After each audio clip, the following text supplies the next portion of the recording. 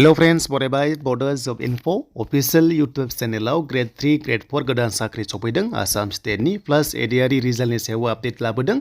and लोगोसे पन्चायत लेभेलाव नोंथांमोननि साख्रि बेयाव जों नायगोन प्लास Grade-4 साख्रि गोदान जों बेखौ नायनोसै जाय नोंथांमोना चेनेलाव गोदान साबस्क्राइब खालामना लाबानो जाबाय जेब्लायबो सरकारि साख्रिनि लेटेस्ट बर' रावजों मोननो हागोन दा गोबाव खालामा जों फार्स्टआव नायग्रोगोन बेनो जाबाय Grade-4 साख्रिखौ जेराव जाय नोंथांमोना क्लास 8 पासनिफ्रायनो एप्लाइखौ खालामनो हागोन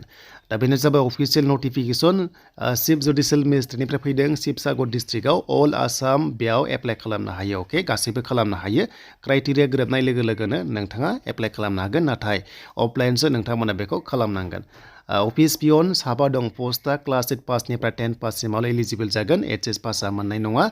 आनरिजार्भआव जोङो खालामनो हागोन साब्रै दङ ST एड्सनि थाखाय एक्सट्रा खथा दङ सासे दङ सेलारिया जोबोर मोजां बेखौ नोंथांमोना नायना लादो ADRE बायदि सेम सेलारि नोंथांमोना बाव मोननो हादों बैसोआ 18 इयार्सनिफ्राय जोंनि ST खथायाव 45 खालामनो हागोन नाथाय जेनेरेला 40 इयार्ससिम बे पोस्टआव खालामनांगोन नोंथांमोननि फर्मआ जाबाय स्टेन्डार्ड फर्मआवसो फिलआप खालामनांगोन नोंथांमोना गुगोलाव डाउनलड खालामना ला स्टेन्डार्ड फर्म होननानै अब्लानो डाइरेक्ट नोंथांमोना एनेक्सार 9 खालामना लाबानो जाबाय स' बेनिफ्राय गांथाम फट'कपिस नोंथांमोना हरनांगोन आरो गासैबो डकुमेन्ट्सखौ जेरेक्स कपि खालामनानै सेल्फ एटेस्टेड होनांगोन अके देन नोंथांमोना फट'खौ स्टेन्डार्ड फर्मआव मोनसे सिथाबदो बेनिफ्राय गांनैखौ एक्सट्रा सिथाबबानो जाबाय स्टेन्डार्ड फर्मआव अके अब्लानो जागोन आरो जायफ्रा साख्रि मावखादों NOC होबानो बे पोस्टआवबो नोंथांमोना एप्लाइ खालामनो हागोन दा बेनि सिलेक्शन प्रसेसा खालि बाइबाल' जागोन एग्जाम गैया 30 मार्क्सनि जागोन आरो खामानिया नोंथांमोना नोंथांमोना मा खालामनांगोन अफिस क्लिनिं खालामनाय बा अफिस वाटार पाम्प बायदिसिना गोबां जेनाखि Grade-4 नि खामानि दङ जेरै ADRE आव मोनो थिग बेबादिनो नोंथांमोना Grade-4 साख्रियाव बेबायदि खामानि मावनांगौ जायो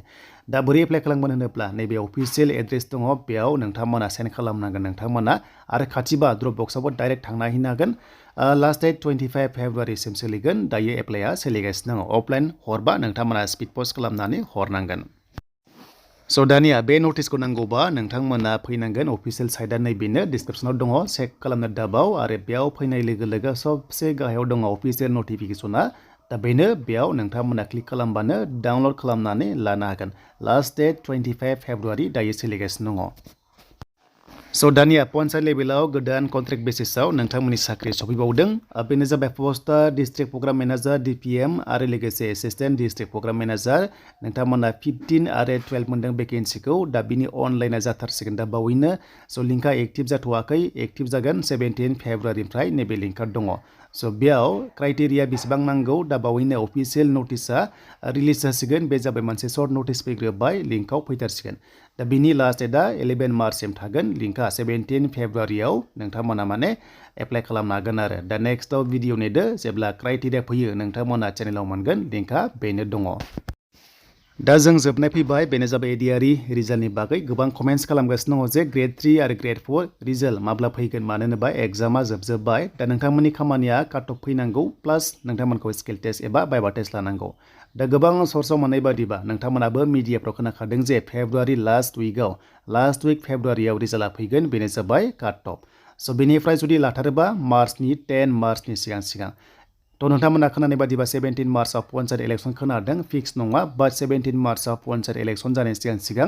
रिजाल्टआ फैगोन अके स' बेनिफ्राय 25-26आव मदि बिथाङा फैगोन आसाम स्टेटआव दा बेनि उनाव नोंथांमोननि रिजाल्टआ फैनाय चान्सआ दंसै बेनो जाबाय ADRE बा गुबुन पस्ट लानानै हेल्थखौबो लानानै बा नोंथांमोननि टेटखौ लानानै आरो दा जियानो जा स' नेथ'नांसिगोन नोंथांमोना 17 मार्चनि सिगां ADRE रिजाल्ट मोननाया फुरा चान्सआ दंखायो स' बेनिफ्राय स्किल टेस्टनि थाखाय रेडि जादो भाइभा टेस्टनि थाखाय रेडि जाखादो नोंथांमोना जायफ्रा मोजां नाम्बार मोनदों आरो नेक्स्टआव गोदान आपडेट फैयोबा चेनेलाव नोंथांमोना मोनगोन